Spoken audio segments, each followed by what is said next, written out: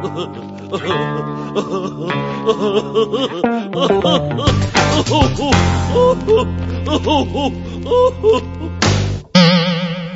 what would Valentine's Day Eve be without the Carnival? It would just be February 13th.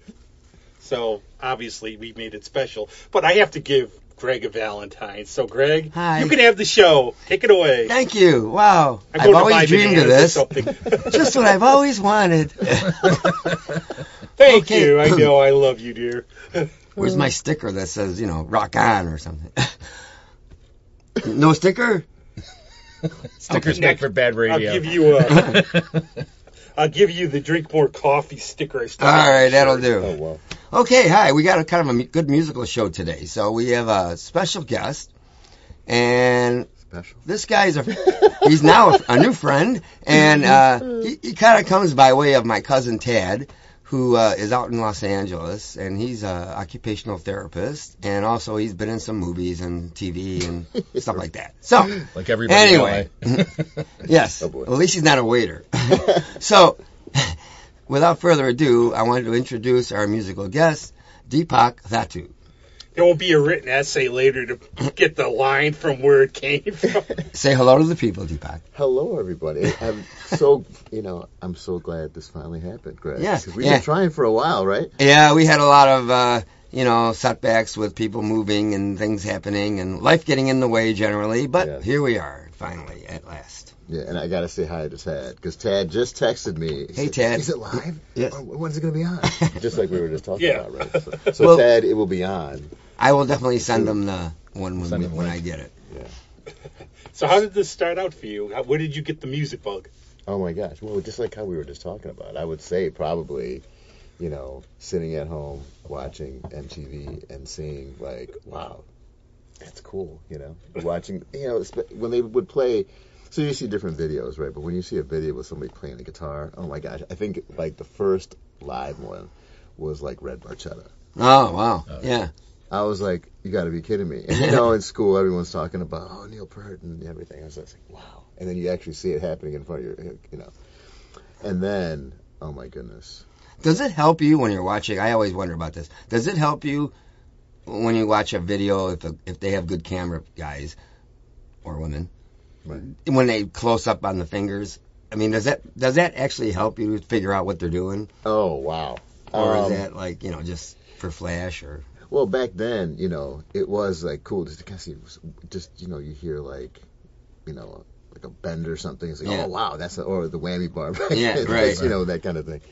But, geez, these days the kids are so lucky, right? They get, like, everything spelled out to them. Right. You play this, and, but back then, really, most of it was just... I know. I have to say that if the technology was there when I was in high school, I'd probably be all over that. I wouldn't have made it through school. Yeah. Oh, Greg, in your hosting duties, you forgot the walrus was Paul. The walrus was Paul. I'm very sorry. Yes, Paul. But by the way, RW has joined us today also. A disclaimer Paul. for kids these days. Yes, there was one time many years ago. Paul McCartney's old band. many years ago that MTV played videos. Yeah, yeah. Before Jersey Shore. Oh boy. And pregnant girls, pregnant teens. I don't even bother anymore. But remember, you just go. Remember when I was a kid, I'd get home from school and go, "Well, I'm going to go out and play, but I'll just watch 20 minutes. Then it would be an hour. Then it would be just watching. It would be, okay, what's going to come next?" Well, so MTV started getting like less and less cool because they would be doing that kind of stuff, right? But then VH1 started becoming cool because they had all these like variety shows, like music variety shows. And I remember there was one with,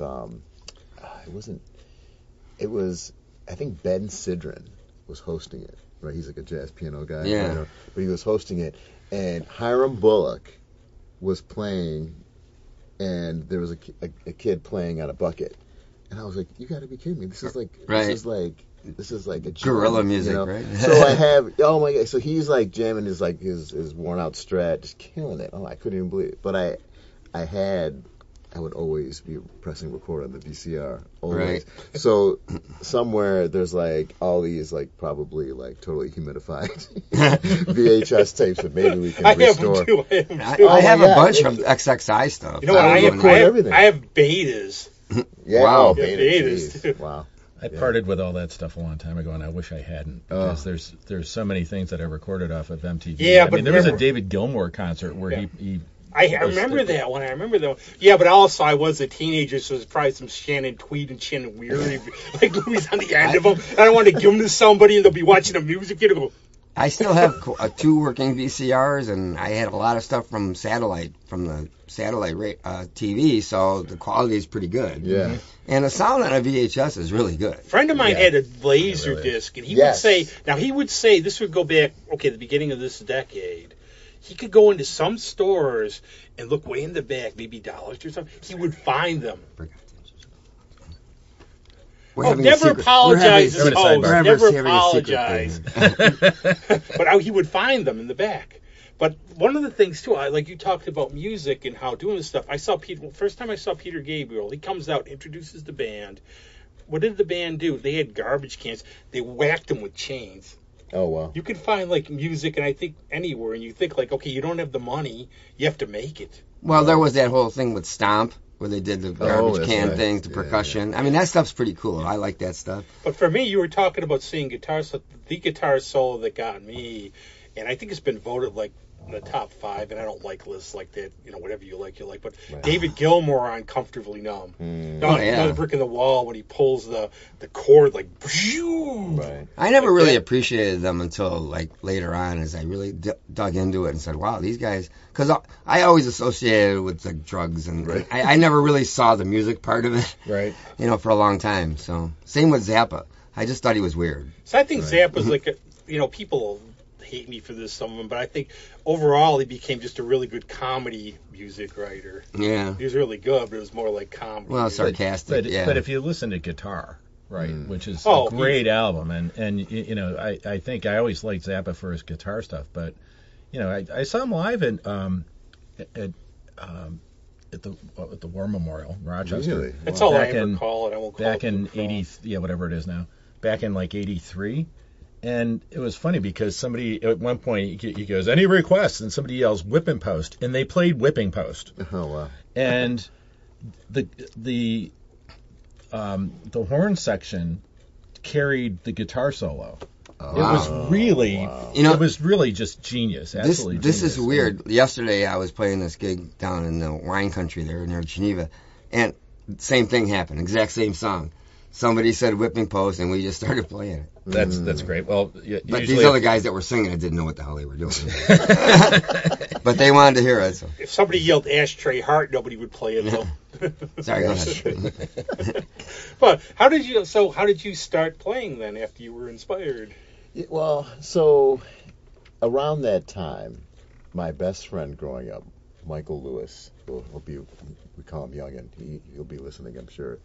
When I send this to him. But so his brother Brad, we lived in the same neighborhood. He was the cool brother. Him and his brother Alan, they both had the best record collections. Oh my god! Right.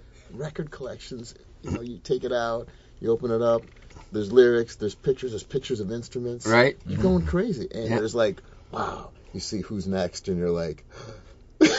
Right, who's next? I know the CD has horribly ruined the art. Did they really do that on there? You know the story behind this. You know the story behind Who's Next? The urban legend. The urban legend is they wanted Stanley Kubrick to direct Tommy, and he wouldn't do it. So that cover is of them doing this because on the monolith. Wow. Got it. Okay. But carry on. Well, yeah. So good story. There's all that stuff. So Brad actually he had a Hondo Stratocaster. Again, he would take it out and when he would leave, Mike would pull it out and we would oh my gosh, this is great, we're just not knowing what we're doing, little PV Decade tiny little amp, and so Mike was great and he still is a great guitar player, and I just watch him, and one day Brad brought us into the room and he played Van Halen 1. He played Eruption. Oh, and wow. I was he was his point in playing it was you want to see some cool guitar sounds. Yeah. Not even about just you want to do, so I was listening to that. And the style, yeah. And literally, it was just because you remember, we don't see hands. We don't see anything. It's how do you make those sounds? Right. And then, so in the same day he played that, and then he played, off of the Jimi Hendrix, the Greatest Hits volume, the purple one on the side. He played Star Spangled Banner. Ah. And when you hear the sounds in there, and at the time you're just like thinking, but then the artistic point, when he's the story that he's telling with the guitar, it's just amazing, right? It was, it was that, and then he played Machine Gun. Oh, okay. So, I love Machine Gun. Right. Yeah. So anyway, so it was just sounds and stuff. So text painting. That's how it started. But then on MTV, I saw the live Van Halen video for Unchained, and that was it. Yeah. I was like, at some point, at that time I wasn't playing, but all my friends played. So I was just, watching those guys play. I'm trying to think. I had a Flying V guitar that I sold. I was playing trombone in elementary school, and that didn't work out too well. I mean, now it's like, wow, there's a lot of hip stuff on trombone, but at that time, that'd be great for a video, though. Oh my god! So I went to the House of Guitars, we traded this trombone in, which I bought at, or my parents bought it, Music Lovers Show. Right. This is so funny. It's all coming back to me. But anyways, I was like, wow, that guitar looks really cool. So we traded this, got that. And isn't that how it starts? I like the way that looks. It and totally, not even know nothing about it literally sat in the corner of my room forever. Barely ever played it. But the guys would play it. Like Mike would come over and play it. Yeah. Randy, all my friends that played, they would all come over and play. And they, So as fate would have it, I played like basketball, whatever, sports in high school, and I destroyed my knee junior year, and I was like, so I couldn't play, but I'd be hanging out with these guys all the time. Say, you should be playing. You should learn how to play. It's just like, oh, okay. So that's how it started. That's when I was like playing. But then, as I was just blessed enough to have all these amazing guitarists around me. And that it was just, that's how it started. Somehow that ties into your other career as an occupational therapist, I'm guessing. Because you were sitting around with a bad knee, and I think I got to do something. Well, that's a whole, wow. That's how did you story. even get into that? I mean, how did you, and how did you get into jazz from, obviously you got roots in rock and roll, so how? There's so many things I want to tell you, because you guys are like, actually, because like when we were talking about Pink Floyd. We got 8 minutes. Go ahead. You said, right? Well, so the Cliff Notes version, we were talking about Pink Floyd, right? Yeah. So to me, there was like music. There was like pre-Van Halen and post-Van Halen. Right? Okay. All right. Right. For a while after listening to Van Halen, I couldn't listen to anything besides stuff that sounded like that, because it was just, I was obsessed with that. And everybody knew me back then. So you got ABBA's whole collection. Oh my god! Right. Exactly. Oh my goodness. But as time went by, and after, so what happened was the occupational therapy thing that came after moving to California. So I was in school. So I ended up going to UB with a lot of our friends that we grew up with. A ton of us from Webster High School went to University of Buffalo, and our floor literally, I'm not even kidding, every kid played guitar. Wow. Every kid, so I was not doing well there, because I was like just playing guitar all day. Right. After a couple of years of that, I myself and my roommate, we moved out to California, and we went to the Musicians Institute. That changed everything. That whole experience changed everything, not just the music part, but just growing up. Right. Oh my God. It was just like, this totally green kid, Webster, New York, Right. going to Hollywood, California. So that's another podcast. It's actually talking about that. That's serendipity. I actually read last week. I just started a Chuck Berry bio now. Last book I read was Noel Monk's Van Halen's tour manager's story of Van Halen from 78 to 85. Wow. And you want a weird tie in Hendrix and Van Halen. I never knew this. The Van Halen logo? They showed the Hendrix logo. It's basically that logo with Hendrix. And I'd never seen the Hendrix. And I would consider maybe Hendrix is in my top three, maybe my number one guitar player. But so there's a big influence there and everything. I got a great book of Van Halen photos, a coffee table book. This thing by that Neil guy. I was going to say the Neil. And Zolflower, or whatever his name is, and some great shots. I mean, just the jumping off, David Lee Roth jumping off a car with his legs freaking. I think you got the dichotomy of the band. You have the virtuoso. A lot of people are like, what the heck is this guy playing? Then you have the showman. Right. You have that mix where you have all your metal bands, all these. You had like a mix of pop, metal, like old style. And it was interesting. And I think that's cool. They like, you know, at first you're, especially being a young kid who's just, wow, excited about guitar or whatever, you just like jump into like, oh my God, I just hear tons of notes and tons of techniques. Right. You don't understand it, but you're like, oh wow, that's it. I didn't appreciate how well he like swung, you know, just his musicality later in life, you know. And so after the whole Musicians Institute experience and everything, that's when I started appreciating like a David Gilmour, like wow, very soulful, so beautiful tone, beautiful timing, and all that stuff. So I guess really what I meant to say was there was like the pre going to California and post going to California as far as like music appreciation, you know. Sure. You know what it's like? I draw like a comparison to the Beach Boys, where you grow up and you hear all the cool pop songs, like all fun. Mm-hmm. As you get more into music, and I've always called music gateway drugs. You go to one, you go to another. As you appreciate music more, then you appreciate Brian and all the great stuff he did, like Pet Sounds, Smile, the genius of them. And you realize they're much more than like just a surf pop band. Yeah. Right. Whereas like the general audience is going to come now see like a Mike Love band that just churns out the hits, while like people who are into music are going to want to go listen to Brian's like stuff and just try to pick out those sounds and go, where did he get these? I just watched the documentary. It happened to be on Access TV, I think. That's And it was about great channel. and it was about Absolutely. Pet That's Sounds. Great channel. And the whole thing about Pet Sounds and how he did a lot of those things, and they showed some clips of the studio guys like Hal Blaine, and an interesting trick I guess I never realized is the Beach Boys had this thing, a drum trick, where they would do a snare and a floor tom simultaneously for the beat. So when you think about like the East Coast girls, that's a snare and a floor together. Or like Don't Worry You know, Baby, like the bass line and stuff, how difficult that is. And it's just the way he's got the whole thing in his head, and he's just telling everybody what to do, and it's like it was just an amazing. It's like Mozart, where he could like the first time in his head he could get this around like that. And us mere mortals here between you and the drummer. So CGA. But so you got then like you got into jazz and you go from there. Yeah, well, so going to Musicians Institute was amazing because I was still very much basic, like just learning.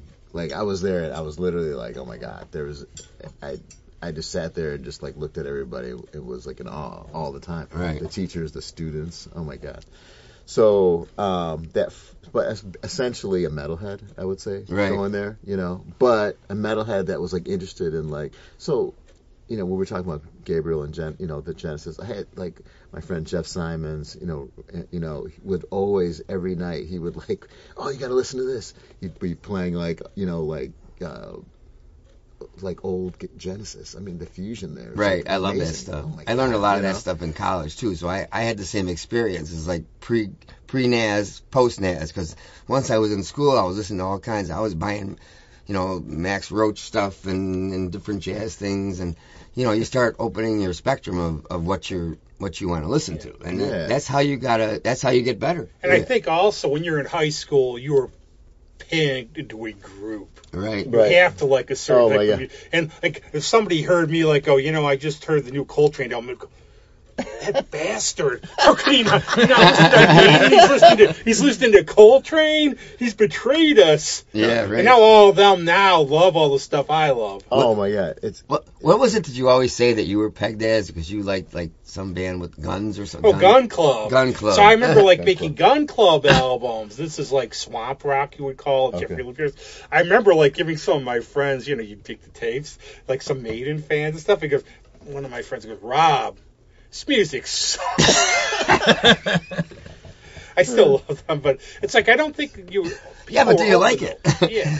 You know, it's so funny that you talk about being pegged in a group because I hung out with people that were musically diverse. And, you know, so I started off as a kid, you know, listening to whatever was on the radio. But by the time I was in high school, I was listening to a lot of album-oriented rock. I grew up in Syracuse, and we could just barely get a Utica station that played album-oriented rock and deep cuts and everything. And so we just had a lot of diversity, but it was all still like rock. It was Zeppelin, it was Pink Floyd, but really got into a lot of deep Eric Clapton and blues-based rock. And I had my best friend was the one white kid in the black school in the city in Syracuse, right. And he brought in all the soul and R&B music and everything. So we had this amazing musical diversity across the the crossover thing was a lot bigger back then. You didn't have so much pigeonholing. Yeah, just to sort of date myself, right? I graduated high school in '79. And Deepak's got some roots in Utica, right? That's where I met Ted. Yeah, that's where I went to. I had a lot of hangovers from Utica Club. That's you went to school the other there, thing, right? I'm always like very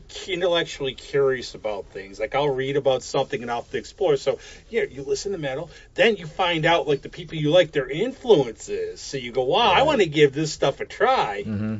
Absolutely. Yeah, I mean, once again, I too was so psyched to hear, like, all my friends, like, there's, like, some friends like R.E.M. and those, the alternative bands at the time. And really, even the 80s, it's like, when you listen to those when you watch those MTV videos, now it's like, oh, my gosh, clearly they were listening to Chic. Clearly these guys were listening, I love Durant. And so it was like, going back now and listening to all the music that we grew up on, it's like, oh my gosh, it's like, because at that time you think, oh my god, they just created it themselves and this is whatever. It's like, no, it's a total lineage, and you can see how where it was all borrowed from. And it's really Duff McKagan really cool. Said, what did they do? All that Parliament, Chic, all those grungy bass players. That's where they got the bass from. Oh my god! I used to watch Soul Train. I used to love Soul Train. Yeah. Well, even Talking Heads. I mean, Tina picked up bass from George Clinton. George Clinton. Yeah. He spent a lot of time with the Talking Heads. Did she give it back? He's still looking for her. She took my bass. She won't give up the funk. No, and I also had to know because my brother was in a local band, so I was all aware of the Scorgies and New Wave stuff too. Yeah. So, and that's what I always say, the beauty of music. It's like if you're an explorer, that's never ending. You keep going and going and going. That's what I get from like the stuff I've heard of yours. I can't remember the lyrics, but I can remember the songs. Oh, right. Yeah, I mean, it's funny, the music that like I play now, it's like you wouldn't necessarily think that I like grew up like right. was, but it's I like, disagree. I hear Slayer. The thing is, I like that stuff too. Right. I really do. It's like it's just I love live music. I love seeing live musicians play, and just feeling that, and that was a cool thing about being at MI. Once again, you're always playing, and you see like tons of different bands. And in that time, so that would have been like 91. So there was a lot of bands playing a lot of different styles. Wow. Like the Chili Peppers were huge back then. Living Right. Color was, So you have all, like, oh wow, they're playing Living Color. One Those guys are beasts. Yeah. Well, I mean, Reed, Did you see them when they were here a couple of years ago? No. Oh, they were great. I think I've seen them like 12 times. And they were like a huge, like, wow.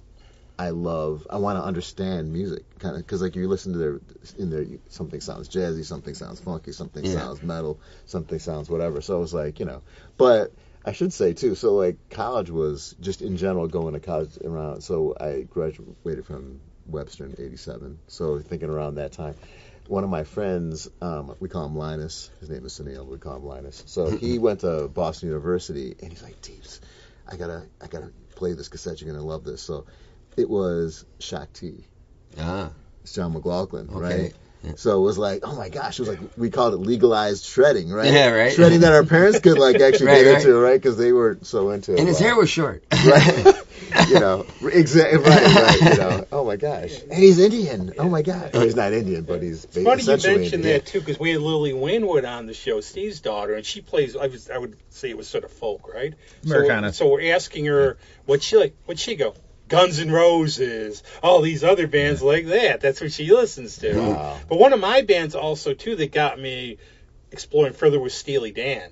Oh yeah. And all the oh my God. And Skunk Baxter is a guitarist also. I really felt like him. He's like fairly. But Steely Dan, you get jazz, you get improv, you get everything in there. No, a friend of mine, we always talk about, it's like there's like sometimes you just need to put a Steely Dan song on, and everything is just like, yes. Right. Because there's just so much. It's it just resets everything. It's just there's just something about it. They're like the amalgamation of all different styles. The guitar So and great. Deacon Blues. Yeah. Yeah. Like what? So, oh my God, the guitar in so many of their songs is just unbelievable. And just the stories, like my old school, just like in 3 verses, the story they tell. Right. One thing is about their lyrics is just like, what is he talking about? It's like, you prepped yourself to be on here. Right. I think sardonic is the word. Right. Yeah, Sardonic. When you're named after a dildo from a William F. Burroughs book, you don't expect bop for a song. Right. Oh baby. Yeah. So maybe with the Steely Dan, oh baby would work. I don't know. That's so. Well, I mean, so when I went to California, so like that first week. The story as it goes, like basically every day they'd have a different, Tommy Tedesco, a huge like studio musician. Right, he's great. He had a day. They had like a classical musician. They had all different like teachers like for their that first week, that orientation week, if you want to call it that. So on Friday, all the kids that were hanging out with, students that hanging out with, they were like, all right, we're just gonna watch a little bit of this, then we're gonna go to the Strip. Right, Sunset Strip, and check out just go to see all the whiskey and whatever.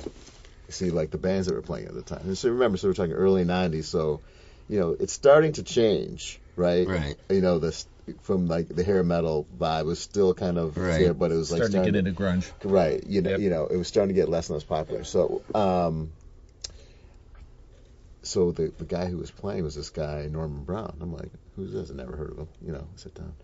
Oh my God! As soon as he touched that guitar, I was not going to leave that room. Right. It was like that experience. So guitar, how like when you're in the presence of a musician and they're playing whatever instrument, you're hearing and you're like, oh my God, this is like unbelievable.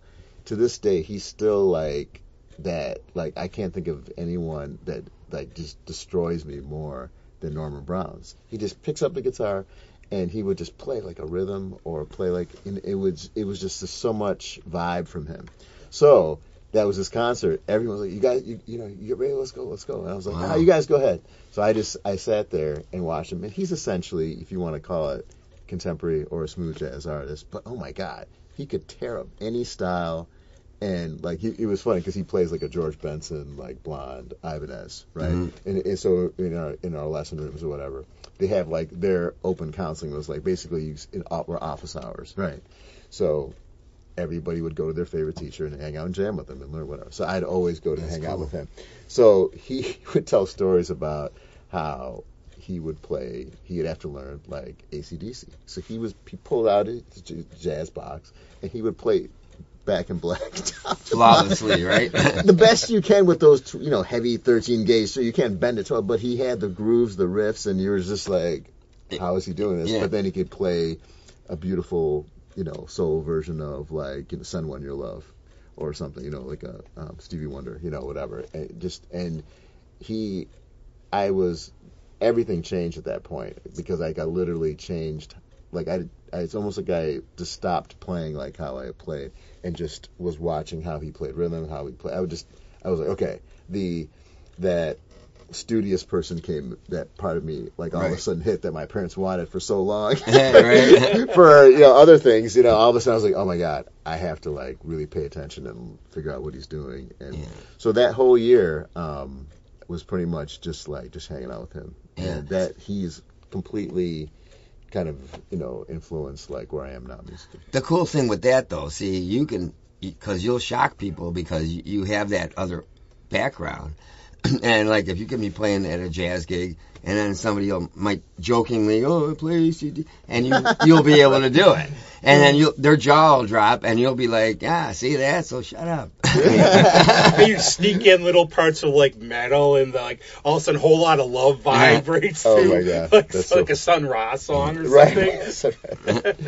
Yeah, I wish it's funny, like I was the guy that's like, okay, I want to learn how to play the instrument. And so when he would show grooves and stuff like that, I would sit there and just try to like make up stuff. I wasn't like learning entire. A friend of mine, Sage, he was like my big brother out there in the apartment that I lived in. He was like him and Norman were like my hugest influences because he would make like cassettes for me, and he's an amazing musician, bass player.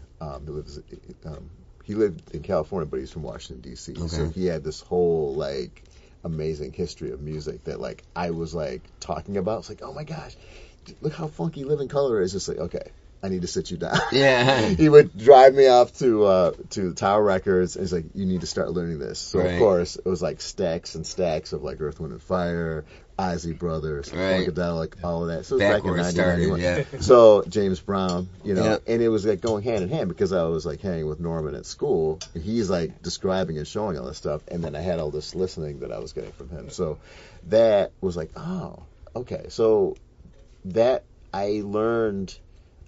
It wasn't so much, I mean, like tons and tons of songs, but I would like, oh my God, I got to get this groove here. I have to get this part here. I need this guitar solo here, whatever, that kind of thing.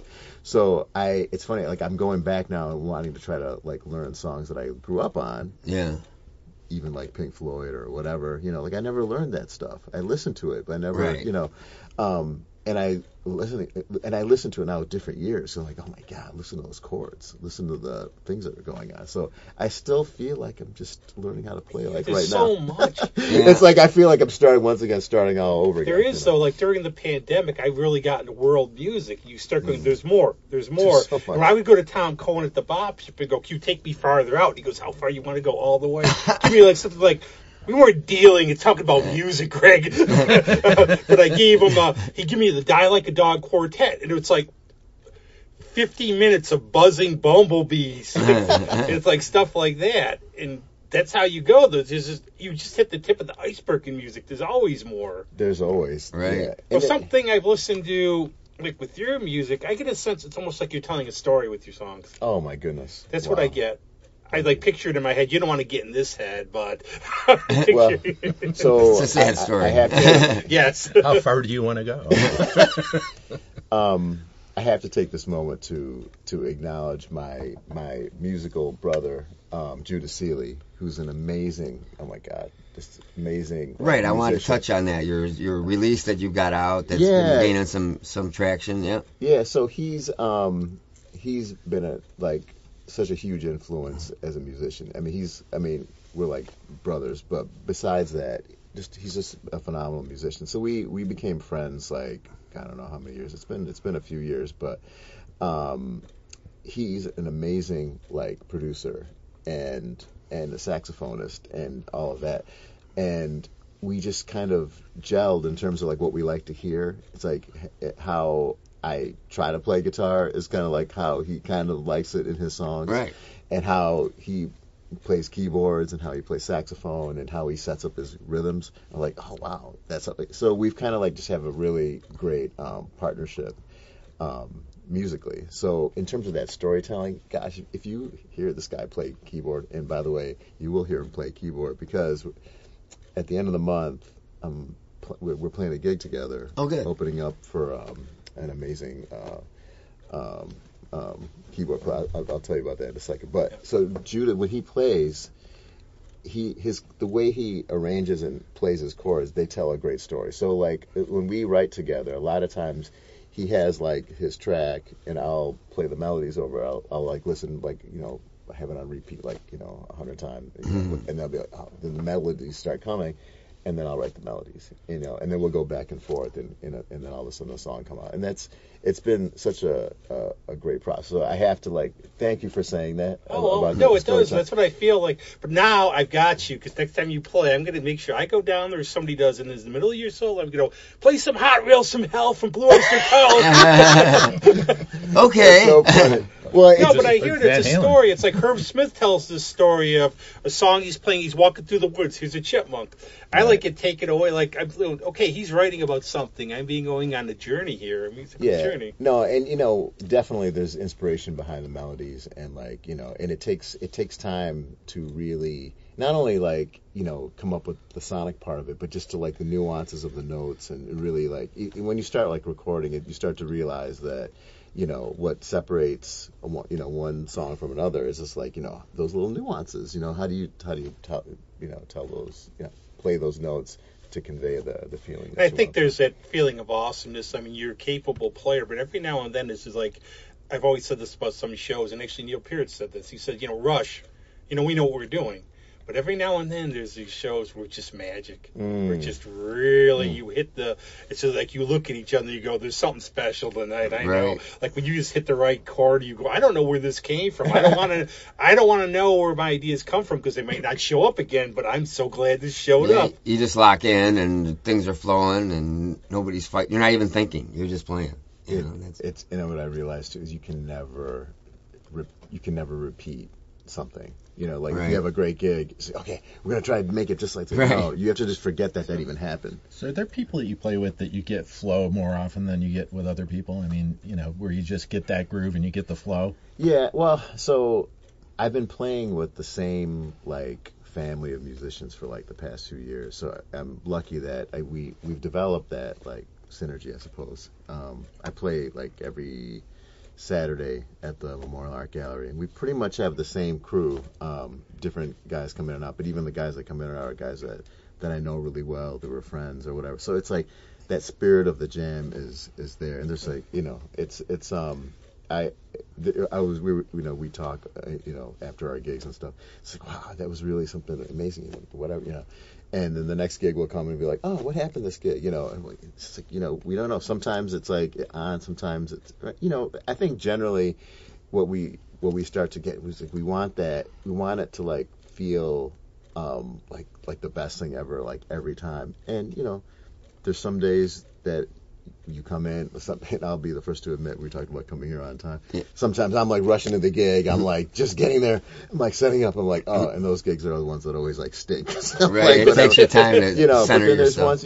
ones, and whatever it is, it's just we're just so thankful that moment happened, and you just keep playing and just try to. I go the Bruce Lee line, "Don't think, feel." Yeah. I saw Tony Levin last year when his jazz group. And one thing Tony said, they did Eleanor Rigby for 12 minutes. And they do it. But what he said, we never play any, obviously we're jazz. We never play any of this the same way. You never play anything the same way. No, because you'll find ideas I want to try that again. But there's just something about how it happened and what the other guys are doing at that moment that made that really work. So it's really trying so hard to just listen and just play together and nothing else. Not I got to play this lick. Or I got to play this idea. It's literally just hanging with you. You have to have a feeling around. You can't just go you can get somebody. I've always said you can get somebody who's technically brilliant, but they have zero feel. So it's just sort of hollow. Are those art gallery shows open to the public? Are they yeah. Okay. Absolutely. They're every Friday? What time? Every Saturday. Oh, Saturday. It's the Brown Hound restaurant's in there. Oh. So it's we play outside the restaurant. It's still when you come into the gallery in the front door, you can't miss it because it's still in the museum, but it's kind of in front of the restaurant. So you can either eat there and listen, or you can just walk by. Is it a 6 o'clock thing or something? It's 11 to 1. 11 to 1. Oh, wow. 11 a.m. Oh, a brunch. Okay. Oh, I was going to say 11. No, right. Yeah, right. Wow, you guys are really jamming. Yeah. I actually saw it with the Wendell Castle exhibit there. I got to get back there. It's just, good old 2020 knocked a lot of stuff out for a bit. But yeah, I didn't know about those. I got to go and see. I saw some video stuff on your page. That was cool. My friend Alyssa, I think, played down there just recently too. Oh, cool. So it's cool. That's what I love. Art and music. What else could you have? It's a great vibe there. It's it's just being in that space. It's just Can't you stick in some goat horror though? Well, so I'll tell you something. It's fun about that gig, and it's cool to be able to the Webster, the manager. He's been really great in terms of because they were used to having on Sundays they have a great folk singer or not a folk singer but a guy playing acoustic guitar and singing. He's amazing, but it's very controlled, right, volume wise, right? Yeah. Because it's just one gentleman singing and playing, and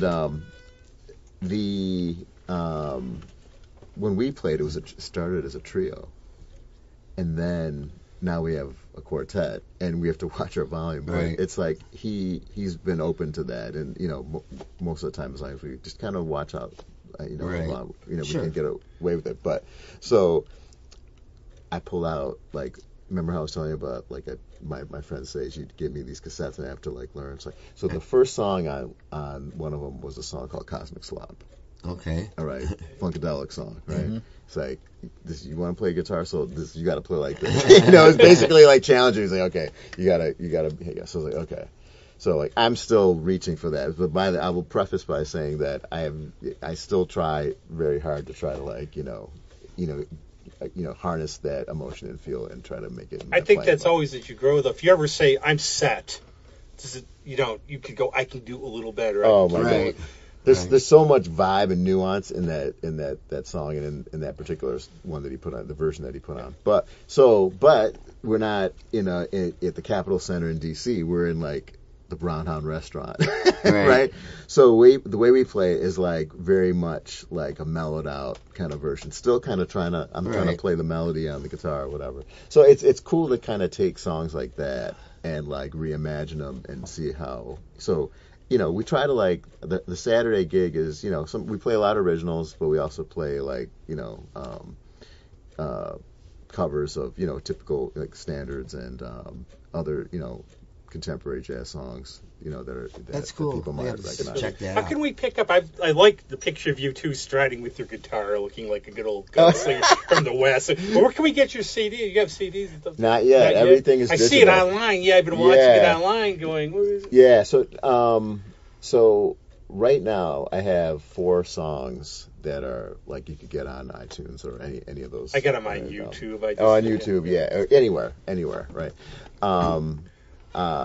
There's a new one that we're working on now that's going to be coming. I'm very excited about in the next few months. Very cool. So timing the singles is always because like the one that's out right now, Forever Without a Doubt, it's been out there almost like 20 weeks now. Yeah, Still doing I heard okay. that. It was nice. Yeah. Oh, thanks. I got to ask you a quick question. So, you and Judah, right? Yes. You both work at the school district? The So city he school works. district? Were you playing together before that, or did you meet him working? We actually didn't meet in school. We met through a friend of ours. He since passed away, Andre Rivera. He was just an amazing guy, amazing bass player, amazing musician, amazing soul. Anyway, so he brought us together on a recording session at his house once. He didn't even tell us that we were gonna, he just was like, "Oh, Judah's here." I was like, "Oh, hi." We were kind of met. Right. It was so funny because our interaction then it was like so like different than it is now because it's like this shy. I was like, "Oh, hi." I had heard of him and I was like, "Oh my God," whatever. So. That's how we met, and then another friend of ours, Carlton Wilcox, I think it was maybe about 6 months or a year later, put us on it was a Valentine's gig, however many years ago that was. And then Judah called me up like a few months later to record on one of his songs. I said, "I've got the song. Would you like to record on it?" And I was like, "Sure." Yeah. And then that's how it started. And then we would just started going from there. Cool. It's speaking of improvising and everything now. You were talking about the joys of improvisation. Yes. I said I was going to try to sing my best Yema Sumac, but I think I'll skip this time. But it's been very cool having you on. Yeah, wow. Awesome. Very informative. It's fun talking to you guys. It's I miss these music conversations. We're nice guys. Yeah, it's a lot of fun. Well, you're not scared away. You can come back. Yeah. Some of our guests, for having me. they see me and they run. Deepak, the sequel. We got to bring a Tad back. He have a little comedy segment. Yeah, we should. My cousin's pretty funny. Now we're going to have a very big treat. Our very own house drummer and our maestro and Deepak are going to. It was great because Tad, Try he's something. the Elvis impersonator. So we actually did a gig together. Oh, did you? In college. Yeah, Oh, wow. absolutely. That's great. We did our occupational therapy end of the year banquet thing, And so they had asked, "Oh, would you bring your band to play?" So friends came up from Rochester and we played, and of course Tad got in his Elvis gear. He's huge. We did like a whole he had 2 or 3 songs that of the intro of him coming out with the drum solo, and we learned the whole thing, and he came out, and nobody knew this was happening, so it was so funny. It was Did you ever see Dred Zeppelin? I haven't heard of them, but I saw them at Milestones. It's Toward Elvis, who I guess is a mailman in real life. An Elvis impersonator doing Led Zeppelin to a reggae beat. Oh. Yeah. Oh, It's wow. There's hysterical. a bluegrass AC/DC band. I still too. think I saw Elvis at Tahoe's late one night cooking there. It's like garbage plate. Right? But yeah, they're hilarious. He looks just like he does it perfectly. But it's like we come from the land of license. Look it up. Look up immigrant song Led Zeppelin. The yell he goes, it's like and then this dump. Oh, wild. you know I gotta what? check You're that giving out. me an idea. Oh. Feel free. See how it starts? That's how it starts. That's how it starts. Yeah. But it's really cool, and the way it's like the weird blend, but it actually works. Yeah. It all works. It's really interesting what you can do with reggae. We did my band in college did a reggae version of "Come Together." Which was epic. Sweet. Oh, wow. I can see that just because of the guitar. I can actually. One of my friends does "Cruel to Be Kind" is a ska song. Oh, I can see that. I can see that. I can see that. The beauty is if you can't see it and somebody actually makes it work is the best. Have you ever heard Bonnie Raitt's version of that? NXS? No, it's She does a killer version of I Need You Tonight. I can't think of the guy's name now. I'm sorry, I'm blanking. He had some songs there. Never mind. We were looking I can't up think and of it. saying I'll have to tell you later. You sound like as soon me as the on mic here. goes off, But you'll anyways, we remember. were talking about the joy of improvisation, so now we're going to have our own in-house musicians play whatever you want. Cool. Yeah. And the only thing What's I have gonna to come add is next week on the 19th, Oh. my good friend Kevin Smith.